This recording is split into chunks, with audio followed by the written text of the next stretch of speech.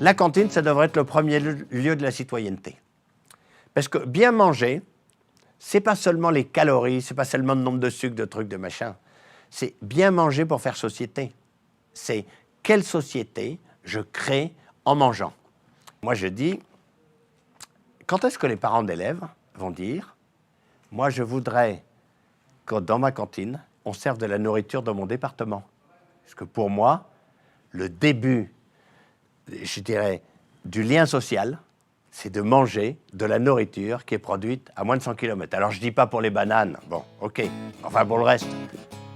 It's always so hard to see how things could turn out Vous nous proposez de manger bien, tout en mangeant bio et local. Alors c'est vrai que c'est plus facile à dire qu'à faire, particulièrement dans la cuisine collective, parce que vous êtes patron de cuisine collective.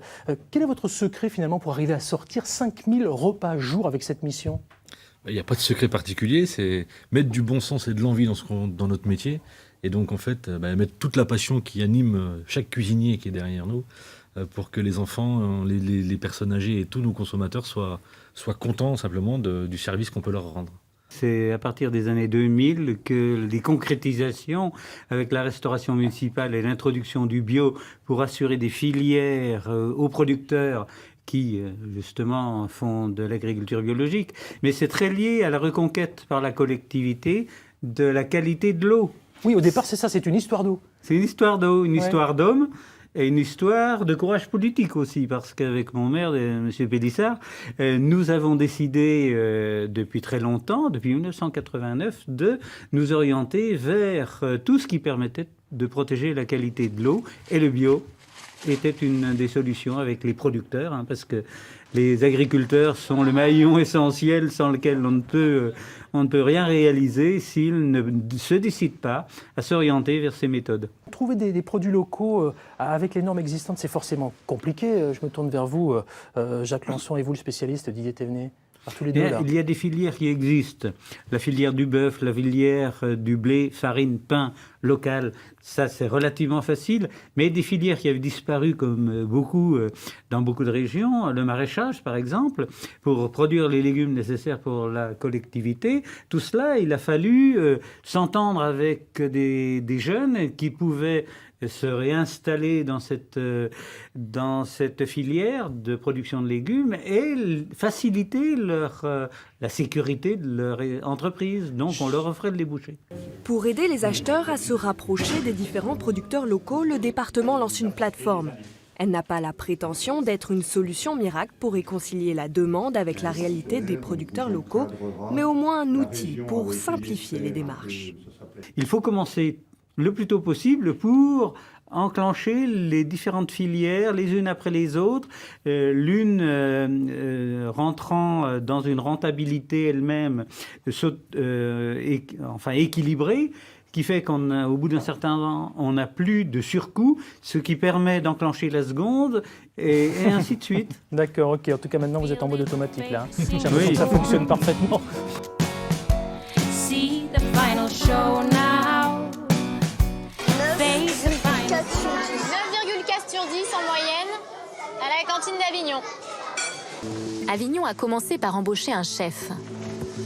Julien Leclerc a travaillé dans plusieurs restaurants. Je mets un fond d'huile d'olive. Le morceau, il faut que ça chante. Je suis venu dans une cuisine centrale, c'est pour emmener ma touche personnelle et en même temps d'essayer d'améliorer les choses avec les moyens qu'on a bien sûr. Mais voilà, d'essayer vraiment d'emmener du goût, pas faire comme tout le monde justement, envoyer des boîtes ou pour faire plaisir aux enfants. Parce qu'en ayant des enfants déjà, moi j'estime qu'ils doivent bien manger à la cantine. Ça sent bon en tout cas. Ça sent bon. On goûtera tout à l'heure. Je suis Fortuna. La diététicienne et le directeur de la cuisine ont revu tous les menus. Jamais plus de 5% de produits industriels sur les plateaux des enfants. Vous l'avez testé avec le chef déjà ou pas? Oui, alors justement, on a travaillé sur la recette avec Julien. À goûter quand même. Du céleri au menu des enfants, c'est un peu audacieux, non? Alors un petit peu, parce qu'ils n'aiment pas trop ça, mais c'est un produit local et de saison. Donc c'est vrai qu'on essaie beaucoup de travailler sur la saisonnalité. C'est là où on a les produits les plus riches en vitamines, les plus intéressants. Donc on va travailler sur une nouvelle recette. Une fois que les enfants seront habitués au goût du céleri, à ce moment-là, on pourra décliner le céleri sur des recettes plus traditionnelles, par exemple avec une vinaigrette. Mais par contre, Des produits de meilleure qualité qui font aussi les bons comptes du directeur. Quand on achète en pleine saison, on achète moins cher. En gérant en direct sa cantine et ses approvisionnements, la ville d'Avignon a même économisé de l'argent. On est à minima sur une économie annuelle de 500 à 600 000 euros.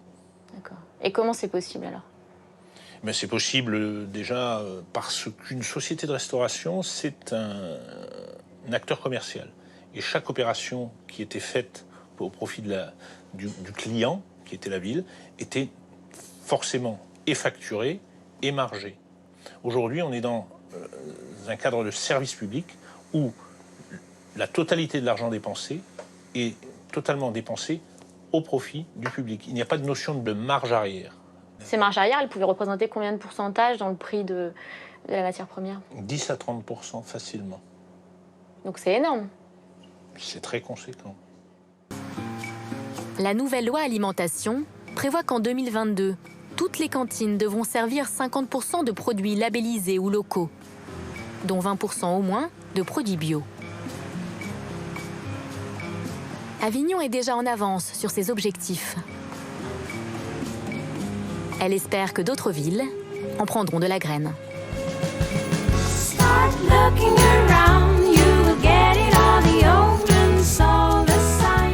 Nous sommes là dans un domaine qui concerne certes le plaisir de vivre, celui des repas, tout le monde aime bien manger, mais il s'agit de la santé, des pesticides, si c'est du bio ou pas. Il s'agit de l'équilibre des repas, là aussi c'est la santé. Au-delà, il s'agit de la formation des personnels, la culture des agents municipaux, des cuisiniers, des gens de la salle. Et puis il s'agit de l'agriculture. La formation des agriculteurs, le devenir des sols, des champs. Donc on voit bien que nous sommes là dans un paradigme, dans une réflexion globale. On prend le bout que l'on veut, on en vient à cette globalité. On a essayé de réfléchir à tout ce qu'on pouvait économiser, entre guillemets, en amont du projet. Donc c'est pour ça qu'on a essayé de limiter déjà le gaspillage à la source. On a choisi de servir les enfants à table pour éviter qu'ils gaspillent trop, pour mieux adapter les quantités à chacun. Les encourager aussi, c'est une démarche aussi pédagogique, pour les encourager un petit peu dans l'apprentissage des nouveaux goûts et des nouveaux plats. Moi, je suis sidéré de voir des collègues toujours mégoter sur la restauration collective des enfants. De quoi cela participe-t-il ? D'un esprit d'économie, de bonne gestion, je ne sais pas quoi. Mais quoi de plus utile à faire de l'argent public que de bien faire manger les enfants pour toutes les raisons que j'ai énoncées tout à l'heure.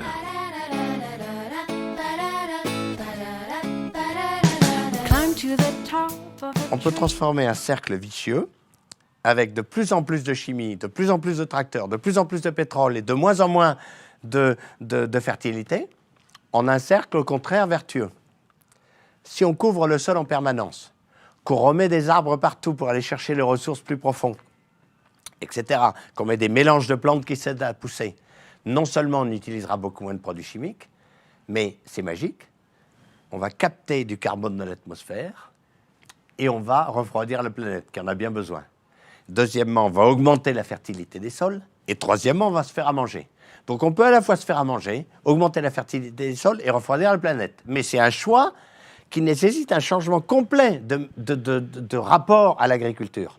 Vous savez, dans les changements, on a l'impression que c'est très lent parce que la majorité du changement, ça se passe dans la tête. Tant que les choses changent dans la tête, on ne voit rien et tout le monde est désespéré. Et par exemple, il y a 40 ans, la première fois que j'étais en Allemagne, j'ai vu qu'ils triaient leurs poubelles. J'ai dit, mais ça, jamais les Français pourront faire ça. Eh bien, bien sûr que si.